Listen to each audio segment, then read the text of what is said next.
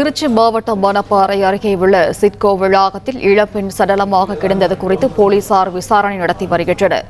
கூடுதல் விவரங்களை வழங்குகிறார் செய்தியாளர் வெங்கடேசன். வணக்கம். விவரங்கள் என்ன வெங்கட்? வணக்கம். திருச்சி மாவட்டம் மணப்பாறை அடுத்த சிட்கோ வளாகத்தில் சுமார் 22 வயது மதிக்கத்தக்க இளம்பெண் ஒருவர் இன்று அதிகாலை துப்பட்டாவில் கழுத்தை நெரிக்கப்பட்டு கொலை செய்யப்பட்டு கிடந்தார். இந்த சம்பவம் பற்றி தகவல் அறிந்த மணப்பாறை போலீசார் சம்பவ இடத்திற்கு விரைந்து சென்று விசாரணை நடத்தினர்.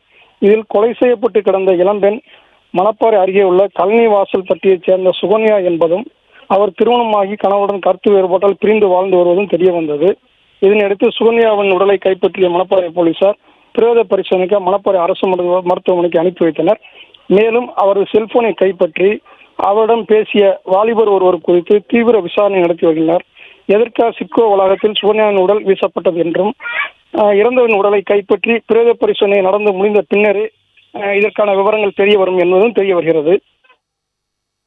விவரங்களுக்கு நன்றி வெங்கட். பிளே ஸ்டோர் மற்றும் ஆப் ஸ்டோரில் இருந்து பாலிமர் செயலியை QR கோடு மூலம் பதிவிறக்கம் செய்யுங்கள். செய்திகளை உடனுக்குடன் பெறுங்கள்.